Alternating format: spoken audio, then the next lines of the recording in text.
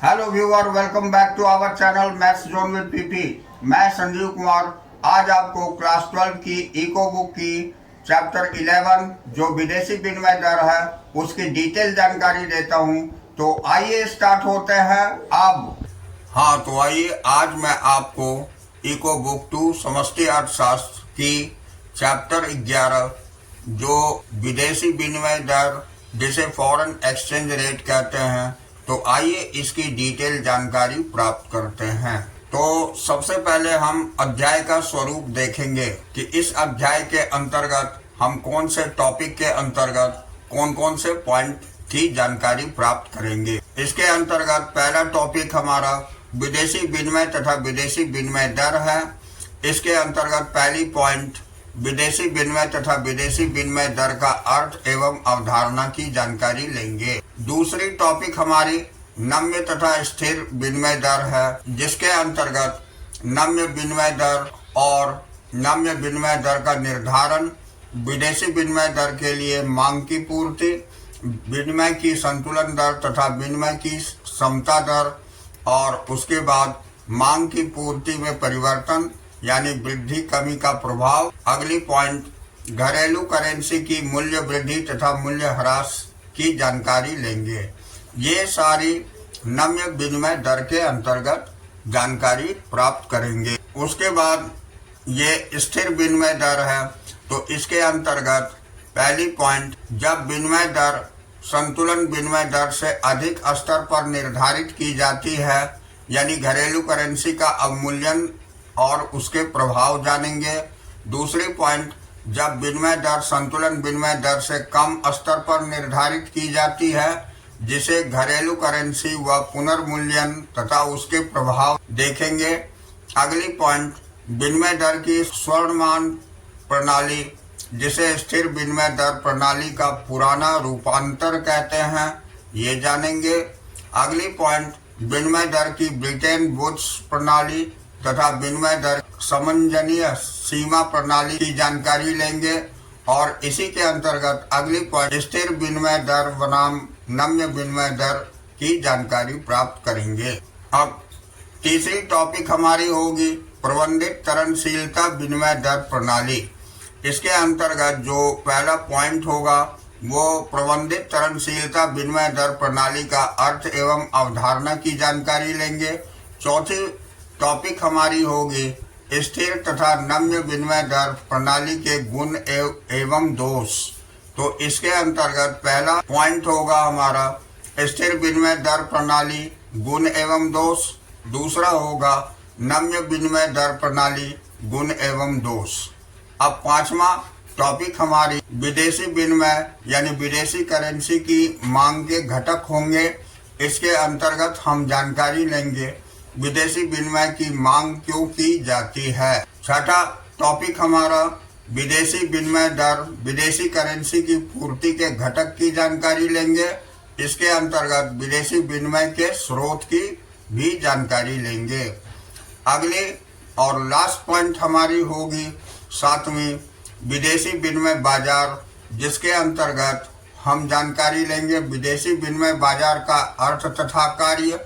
दूसरा विदेशी विनिमय बाजार की कार्य पद्धति, जिसमें हम हाजिर या चालू बाजार, दूसरा वायदा बाजार, ये जानकारी लेंगे। और तीसरा होगा हाजिर बाजार बनाम वायदा बाजार। तो इस तरह इस चैप्टर के अंतर्गत हम इन सारी टॉपिक की जानकारी लेंगे। तो ये हमारी पहली टॉपिक है विदेशी विनिमय तथा विदेशी विनिमय दर, जिसे हम foreign exchange and foreign exchange rate कहते हैं।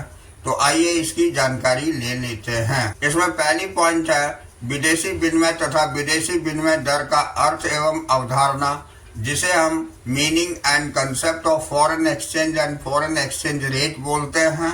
तो आइए इसे डिटेल से जानते हैं। तो इसके अंतर्गत पहला पॉइंट है विदेशी विनिमय से अभिप्राय विदेशी करेंसी यानी मुद्रा यानी फॉरेन करेंसी से है। एक देश जैसे भारत के पास विदेशी विनिमय के स्टॉक से अभिप्राय भारतीय रिजर्व बैंक आरबीआई के पास एक निश्चित बिंदु पर उपलब्ध सभी विदेशी करेंसियों के स्टॉक से है। एक मानक प्रथा के अनुसार सभी करेंसी के मूल्य को यूएस डॉलर में परिवर्तित करके संपूर्ण स्टॉक को यूएस डॉलर में मापा जाता है। अब नेक्स्ट पॉइंट, वह दर जिस पर विदेशी करेंसी के लिए घरेलू करेंसी को बदला जा सकता है विदेशी विनिमय दर कहलाती है।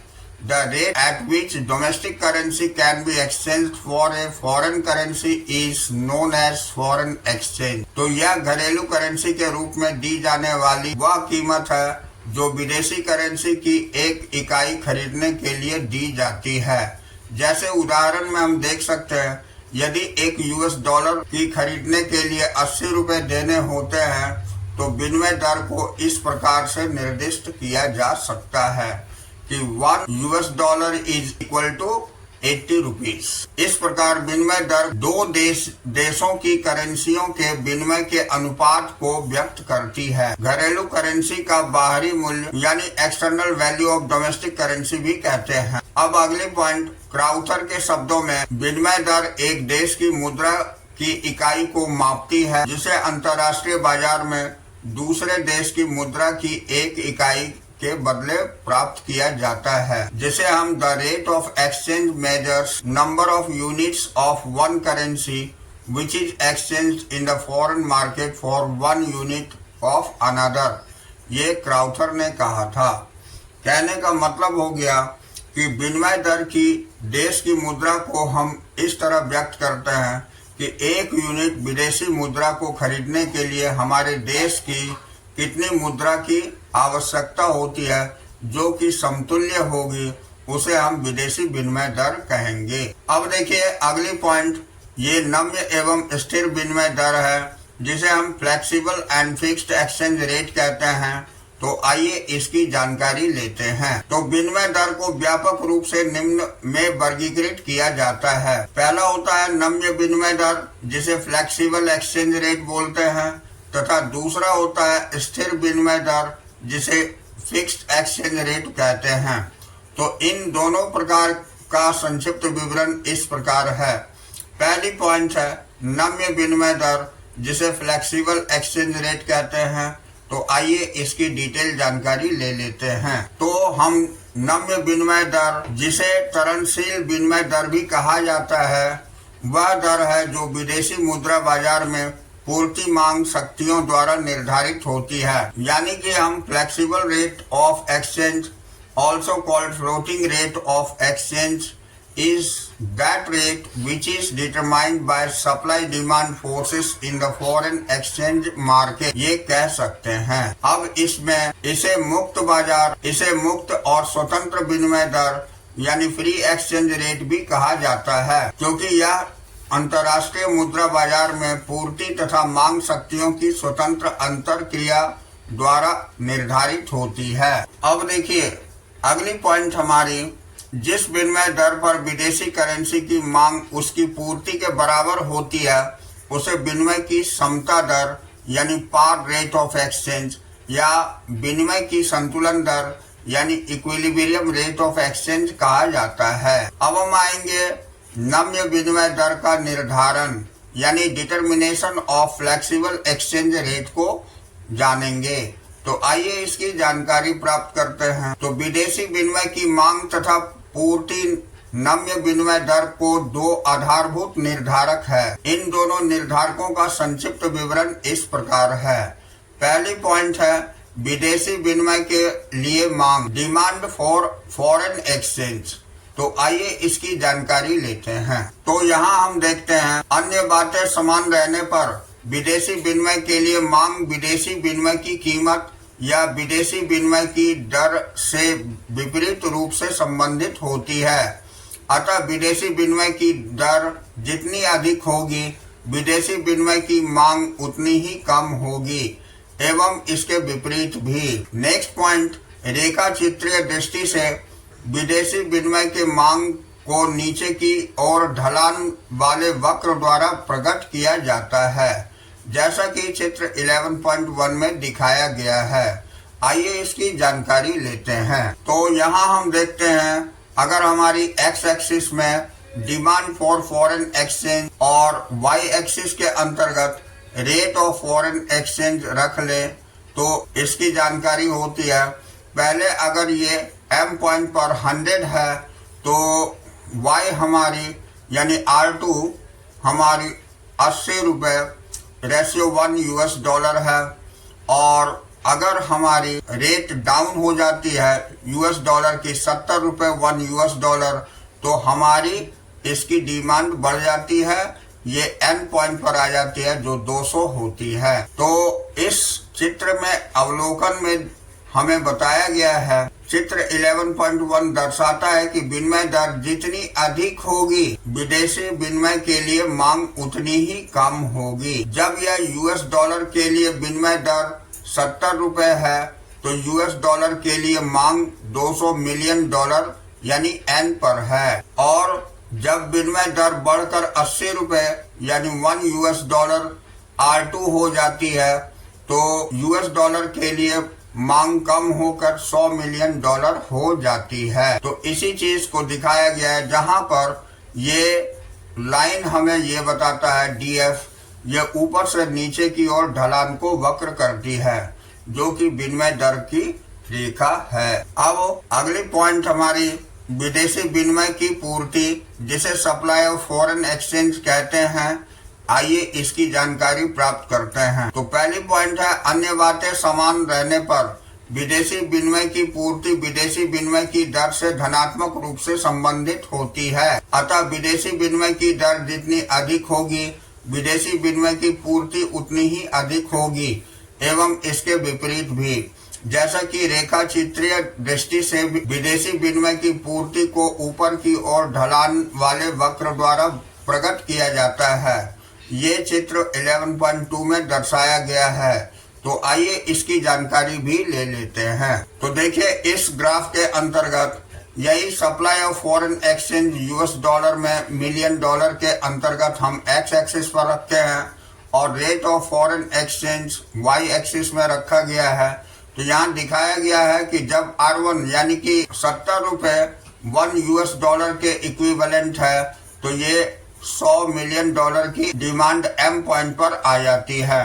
जब वही R2 के पॉइंट पर 80 रुपये 1 US डॉलर के समतुल्य होने पर ये डिमांड बढ़ करके यानी N पॉइंट पर 200 मिलियन डॉलर हो जाती है। तो इसमें जो ग्राफ जाती है वो नीचे से ऊपर की ओर बढ़ती हुई ग्राफ जाती है, यानी ये SF हमें ये व्यक्त करती है जैसे जैसे रेट की वृद्धि होती है रेट ऑफ एक्सचेंज बढ़ती जाती है। और इसके अवलोकन के अंतर्गत हम देखते हैं, चित्र 11.2 दर्शाता है कि विनिमय दर जितनी अधिक होगी विदेशी विनिमय की पूर्ति उतनी ही अधिक होगी। अब इसके अंतर्गत जब 1 US डॉलर के लिए विनिमय दर 70 रुपये R1 है तो पूर्ति 100 मिलियन डॉलर है, जबकि US डॉलर के लिए विनिमय दर बढ़कर 80 रुपये R2 हो जाती है, पूर्ति विस्तारित होकर 200 मिलियन डॉलर हो जाती है। तो ये विदेशी विनिमय की पूर्ति की ग्राफ हमें व्यक्त करती है। अब हम अगली पॉइंट देखते हैं, विनिमय की संतुलन दर, जिसे इक्विलिब्रियम रेट ऑफ एक्सचेंज कहते हैं, अथवा विनिमय की समता दर भी इसे कहा जाता है, पार रेट ऑफ एक्सचेंज। तो आइए इसकी डिटेल जानकारी प्राप्त करते हैं। तो पहली पॉइंट है, विनिमय की संतुलन दर या विनिमय की समता दर तब प्राप्त होती है जब विदेशी विनिमय की पूर्ति बराबर विदेशी विनिमय के लिए मांग होती है। यानी रेखा चित्रीय दृष्टि से विनिमय की संतुलन दर उस बिंदु के अनुरूप होती है जहां विदेशी विनिमय बाजार में पूर्ति तथा मांग वक्र एक दूसरे को काटते हैं। ये आपको चित्र 11.3 में इस स्थिति को स्पष्ट करता है। तो आइए इसकी जानकारी लेते हैं। यहाँ देखिए, इस चित्र में दिखाया गया है सप्लाई यानी डिमांड फॉरेन करेंसी जो X एक्सिस पर रखी गई है और रेट ऑफ एक्सचेंज जो Y एक्सिस पर रखी गई है। तो इसमें ये सप्लाई की हम देखते हैं, सप्लाई की रेखा जो हमारी नीचे से ऊपर की ओर जा रही है और डिमांड की रेखा जो ऊपर से नीचे की ओर आ रही है, ये बिंदु MQN से होते हुए पास करती है ये R पॉइंट है और इसके ऊपर R1 जब रेट बढ़ जाती है, यानी रेट R1 से डाउन हो जाती है तो R पॉइंट पर आ जाती है, और R2 से जब अप हो जाती है तो R पॉइंट पर आती है। ये दोनों ही बिंदु E पॉइंट पर एक दूसरे को काटती है, एक रेखा दूसरे रेखा को काटती है, जो पॉइंट ऑफ इक्विलिब्रियम कहलाती है। यही आपको साम्यावस्था की बिंदु कहलाती है, यानी साम्य बिंदु कहलाती है। तो आइए इसके अवलोकन के अंतर्गत हम देख लेते हैं। ऐसे विदेशी करेंसी की पूर्ति या विनिमय दर के साथ धनात्मक रूप से संबंधित है, और DF जो विदेशी करेंसी की मांग है यह विनिमय दर के साथ विपरीत रूप से संबंधित है। यहाँ E पॉइंट संतुलन विनिमय दर बिंदु जहां पूर्ति एवं मांग वक्र एक दूसरे को काटती है, और यहाँ OQ संतुलन मात्रा जहां विदेशी विनिमय दर की पूर्ति एवं मांग बराबर है। तो ये हमने विनिमय की संतुलन दर का निर्धारण देखा। तो इसमें चित्र 11.3 में पूर्ति तथा मांग x अक्ष पर तथा विनिमय दर को y अक्ष पर मापा गया है। DF विदेशी करेंसी के मांग वक्र है और ऐसा पूर्ति वक्र है। ये दोनों बिंदु E पॉइंट पर एक दूसरे को काटते हैं। यह संतुलन बिंदु है और OR विनिमय की संतुलन दर है। तो नेक्स्ट पॉइंट, यदि विनिमय दर बढ़कर OR1 हो जाती है तो विदेशी करेंसी की पूर्ति ON, इसकी मांग OM तथा MN मात्रा अधिक होगी। तो पूर्ति की मांग से अधिक होने पर विनिमय दर गिरकर OR हो जाएगी। इसके विपरीत यदि विनिमय दर गिरकर OR2 हो जाती है तो विदेशी विनिमय की मांग ON, इसकी पूर्ति OM से MN अधिक होगी। मांग की पूर्ति से अधिक होने पर विनिमय दर पुनः बढ़कर OR हो जाएगी। तो विनिमय दर अंततः ऐसे बिंदु पर निर्धारित होगी जहां विदेशी करेंसी के लिए मांग तथा पूर्ति बराबर होते हैं। अब अगली पॉइंट, मांग और पूर्ति में परिवर्तन यानी वृद्धि कमी की प्रभाव देखते हैं, जिसे हम इम्पैक्ट ऑफ चेंज, इंक्रीज और decrease in demand and supply कहते हैं। तो आइए इसकी जानकारी लेते हैं। तो इसमें पहली पॉइंट है, विदेशी करेंसी की मांग में वृद्धि तब होती है जब प्रचलित कीमत यानी विनिमय दर पर इसकी अधिक मांग की जाती है। विदेशी करेंसी की मांग में कमी तब होती है जब प्रचलित कीमत यानी विनिमय दर पर इसकी कम मांग की जाती है। अब अगली पॉइंट, इसी भांति विदेशी विनिमय की पूर्ति में तब वृद्धि होती है जब प्रचलित कीमत यानी विनिमय दर पर इसकी अधिक पूर्ति की जाती है, और विदेशी करेंसी की पूर्ति में कमी तब होती है जब प्रचलित कीमत विनिमय दर पर इसकी कम पूर्ति की जाती है। तो आइए इन चार स्थितियों में संतुलन विनिमय दर पर पड़ने वाले प्रभाव की विवेचना करते हैं। उदाहरण के लिए हम US डॉलर तथा भारतीय रुपए के बीच विनिमय दर पर विचार करते हैं। तो पहली स्थिति हमारी है विदेशी करेंसी US डॉलर की मांग में वृद्धि का प्रभाव घरेलू करेंसी का मूल्य ह्रास, यानी सिचुएशन 1 के अंतर्गत हम देखेंगे impact of increase in demand for a foreign currency US dollar, depreciation of domestic currency. तो आइए इसकी डिटेल जानकारी प्राप्त करते हैं। तो पहली पॉइंट पे हम देख रहे हैं, हम जानते हैं कि मांग की वृद्धि की मांग वक्र के दाएं से खिसकाव द्वारा प्रकट किया जाता है, जैसा कि चित्र 11.4 में दिखाया गया है। तो आइए हम देखते हैं। तो यहाँ देखिए, यहाँ पर ये सप्लाई की रेखा गई हुई है जो नीचे से ऊपर की ओर गई हुई है, जबकि ये डिमांड की रेखा D है जो ऊपर से नीचे की ओर आई हुई है। और जब ये डिमांड बढ़ करके D1 हो जाती है तब ये रेखा थोड़ी सी दाईं ओर एक्सटेंड हो जाती है और ये भी ऊपर से नीचे की ओर आती है। तो इसमें ये चीज दिखाया गया है कि जब एक्सचेंज रेट R से R1 हो जाती है और सप्लाई हमारी Q से Q1 ये भी बढ़ जाती है, दोनों ही बढ़ जाती है, तो ये पॉइंट इस पॉइंट पर आकर के कटती है। जबकि पहले R और Q थी तो ये इस पॉइंट पर कटी थी। तो ये दोनों के बीच का डिफरेंस जो है ये कितनी बड़ी है उस बात को प्रदर्शित करती है। तो आइए इसके अवलोकन में हम देखते हैं। तो D पॉइंट US डॉलर के प्रारंभिक मांग वक्र है और D1 US डॉलर के मांग वक्र में आगे की ओर खिसकाव है। परिणाम स्वरूप US डॉलर की कीमत OR से बढ़कर OR1 हो जाती है और यूएस डॉलर के संबंध में घरेलू करेंसी का मूल्य घटता है तो ये होती है विदेशी करेंसी की मांग के वृद्धि का प्रभाव। अब हम आगे देखते हैं तो नेक्स्ट पॉइंट है मांग वक्र डी से D1 की ओर खिसकता है। इसके कारण संतुलन विनिमय दर OR से बढ़कर OR1 हो जाती है। अब एक यूएस डॉलर 80 रुपए में उपलब्ध है बजाय 71 पहले के। इसका अर्थ है कि भारतीय रुपए का मूल्य कम हो रहा है। यह करेंसी के मूल्य ह्रास यानी करेंसी डिप्रिसिएशन की स्थिति है। अतः अन्य बातों के समान रहने पर विदेशी करेंसी की मांग में वृद्धि के कारण विनिमय दर में वृद्धि होती है, जिसका अर्थ है विदेशी करेंसी के संबंध में घरेलू करेंसी का मूल्य ह्रास होना। अब हम यहाँ पर महत्वपूर्ण अवधारणाएं यानी इम्पोर्टेंट कंसेप्ट्स देख लेते हैं। तो मुद्रा करेंसी के मूल्य ह्रास यानी करेंसी डिप्रिसिएशन से अभिप्राय एक ऐसी स्थिति से है जब विदेशी मुद्रा जैसे यूएस डॉलर के संबंध में घरेलू मुद्रा रुपये का ह्रास होता है या रुपये का मूल्य घट जाता है। इसलिए आपको $1 खरीदने के लिए अधिक रुपए की आवश्यकता होगी।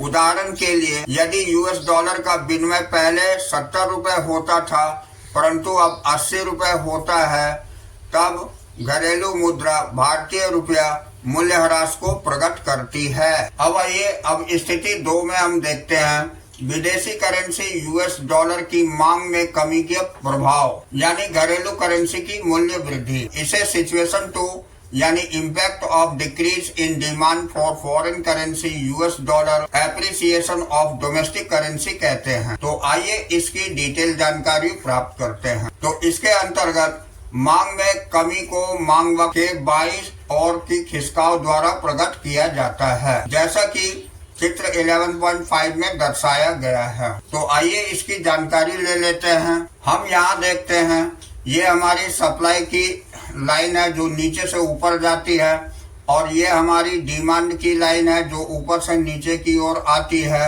ये D है और इसका खिसकाव बाईं तरफ हो गई है जो D1 पॉइंट पर आ गई है। तो इसमें रेट ऑफ एक्सचेंज जब डाउन होती है डॉलर की तब हमारी क्वांटिटी भी डाउन हो जाती है। तो इस खिसकाव में हम अवलोकन के अंतर्गत देखते हैं D यूएस डॉलर का प्रारंभिक मांग वक्र है, जबकि D1 यूएस डॉलर के मांग वक्र के पीछे की ओर खिसकाव यानी नीचे की ओर खिसकाव को दिखाया गया है।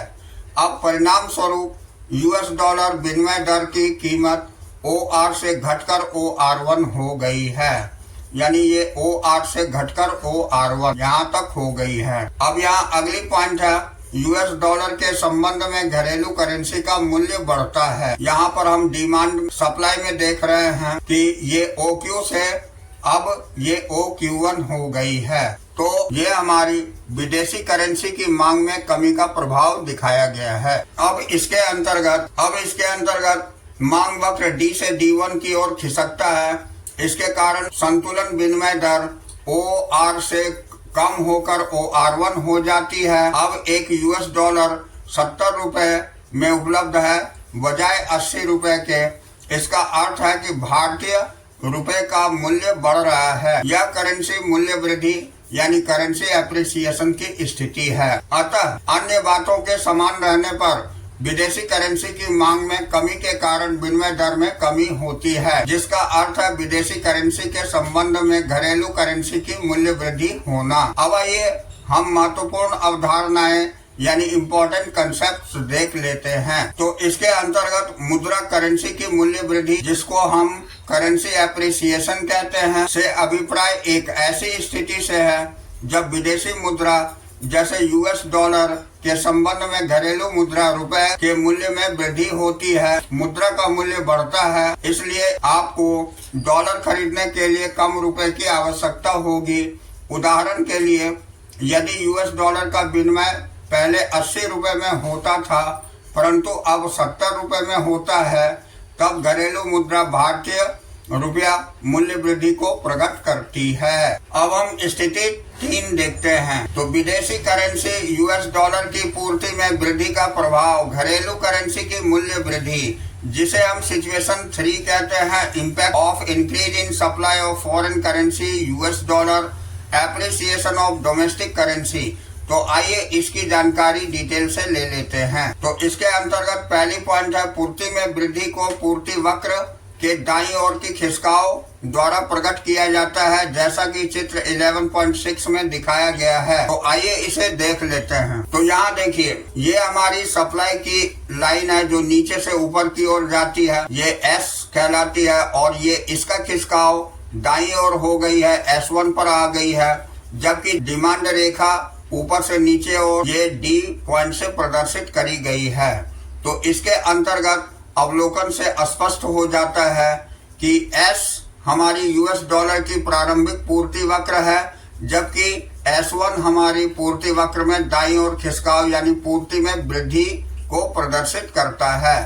अब परिणाम स्वरूप हम देखते हैं, US डॉलर विनिमय दर की कीमत OR से घटकर OR1 हो गई है, जबकि US डॉलर के संबंध में घरेलू करेंसी का मूल्य बढ़ता है। तो ये हमारी विदेशी करेंसी की पूर्ति में वृद्धि का प्रभाव दिखाया गया है। अब आइए, अब हम पूर्ति वक्र S से S1 की ओर खिसकता है, तो इसके कारण संतुलन विनिमय दर OR से कम होकर OR1 हो जाती है। अब एक US डॉलर 70 रुपए में उपलब्ध है, बजाय 80 रुपए पहले के। अब यह करेंसी मूल्य वृद्धि की स्थिति है। विदेशी करेंसी US डॉलर के संबंध में घरेलू करेंसी अधिक मूल्यवान हो जाती है। अब हम स्थिति 4 देख लेते हैं। विदेशी करेंसी US डॉलर की पूर्ति में कमी का प्रभाव यानी घरेलू करेंसी का मूल्य ह्रास। ये सिचुएशन 4 के अंतर्गत हम देखते हैं, impact of decrease in supply of foreign currency US dollar, depreciation of domestic currency. तो आइए इस स्थिति की पूरी जानकारी लेते हैं। तो पहली पॉइंट है, पूर्ति में कमी की पूर्ति वक्र के बाईं ओर खिसकाव प्रकट किया जाता है, जैसा कि चित्र 11.7 में दिखाया गया है। आइए अब हम ग्राफ के अंतर्गत देखते हैं। ये डिमांड रेखा जो ऊपर से नीचे की ओर आई हुई है, ये D कहलाती है, जबकि पहले सप्लाई रेखा ये हमारी S से जो नीचे से ऊपर की ओर जा रही है, इसका खिसकाव ऊपर की ओर हो गई है, ये S1 में हो गई है। तो ये क्या व्यक्त करती है, ये मैं बताता हूँ। अवलोकन के अंतर्गत D US डॉलर का प्रारंभिक मांग वक्र है, जबकि S1 US डॉलर के मांग वक्र में पीछे की ओर खिसकाव यानी नीचे की ओर खिसकाव को प्रदर्शित करता है। अब परिणाम स्वरूप US डॉलर विनिमय दर की कीमत OR से घटकर OR1 हो जाती है, यानी US डॉलर के संबंध में घरेलू करेंसी का मूल्य बढ़ता है। तो यहाँ पर ये ग्राफ हमारी दिखाई गई है विदेशी करेंसी की पूर्ति में कमी का प्रभाव को। तो आइए इसकी और डिटेल जानकारी हम नीचे ले लेते हैं। तो यहाँ पूर्ति वक्र S से S1 की ओर खिसकता है, इसके कारण संतुलन विनिमय दर OR से बढ़कर OR1 हो जाती है। अब एक US डॉलर 80 रुपए में उपलब्ध है, बजाय 71 रुपए के। यह करेंसी मूल्य ह्रास यानी घरेलू करेंसी की मूल्य ह्रास की स्थिति है। अब हम संक्षेप में कह सकते हैं कि विनिमय दर में वृद्धि होती है जब विदेशी करेंसी की मांग बढ़ती है या जब विदेशी करेंसी की पूर्ति घटती है। इसके कारण घरेलू करेंसी का मूल्य ह्रास होता है। दूसरी ओर विनिमय दर में कमी होती है जब विदेशी करेंसी की मांग घटती है या जब विदेशी करेंसी की पूर्ति बढ़ती है। इसके कारण घरेलू करेंसी में मूल्य वृद्धि की स्थिति होती है। अब इसे हम तालिका से देखते हैं। तो तालिका 11.1 में दिखाया गया है घरेलू करेंसी की मूल्य वृद्धि तथा मूल्य ह्रास को, जिसे हम appreciation and depreciation of domestic currency कहते हैं। तो आइए इसकी जानकारी ले लेते हैं। तो यहाँ पहले कॉलम में आधार का अंतर लेते हैं, जिसे हम बेसिस ऑफ डिफरेंस बोलते हैं। दूसरी कॉलम में घरेलू करेंसी की मूल्य वृद्धि, जिसे एप्रिसिएशन ऑफ डोमेस्टिक करेंसी कहते हैं, और तीसरी कॉलम में घरेलू करेंसी का मूल्य ह्रास, जिसे डिप्रिसिएशन ऑफ डोमेस्टिक करेंसी कहते हैं। तो आइए इसकी तुलनात्मक वर्णन देखते हैं। तो सबसे पहले हम अर्थ देखते हैं, जिसे मीनिंग कहते हैं। यह विनिमय दर में गिरावट की स्थिति है। एक US डॉलर को खरीदने के लिए कम रुपए की आवश्यकता होती है, यानी घरेलू करेंसी के मूल्य वृद्धि के अंतर्गत ये कहलाती है। अब घरेलू करेंसी का मूल्य ह्रास, यह विनिमय दर में वृद्धि की स्थिति है एक यूएस डॉलर को खरीदने के लिए अधिक रुपए की आवश्यकता होती है।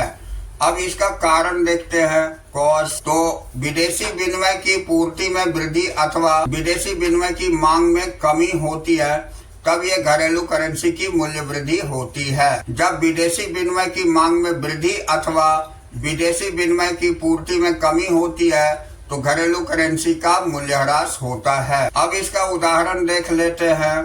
तो विनिमय दर एक यूएस डॉलर बराबर 80 रुपए है से कम होकर अगर एक यूएस डॉलर 70 रुपए की हो जाती है, तब घरेलू करेंसी में की मूल्य वृद्धि होती है। अब जब विनिमय दर एक यूएस डॉलर 70 रुपए से बढ़कर एक यूएस डॉलर 80 रुपए हो जाती है तो घरेलू करेंसी का मूल्यह्रास होता है। जब विनिमय दर एक यूएस डॉलर 70 रुपए से बढ़कर एक यूएस डॉलर 80 रुपए हो जाती है तब घरेलू करेंसी का मूल्यह्रास होता है। अब हम प्रभाव देख लेते हैं। तो इम्पैक्ट जिसे कहते हैं, निर्यातों में कमी तथा आयातों में वृद्धि होती है घरेलू करेंसी के मूल्य वृद्धि के अंतर्गत। निर्यातों में वृद्धि तथा आयातों में कमी होती है, ये घरेलू करेंसी की मूल्यह्रास के अंतर्गत। तो यहाँ मैं आज की क्लास ओवर करता हूँ और अगले दिन फिर अगले टॉपिक से मिलेंगे। So that's all for today. We will meet again on the next class.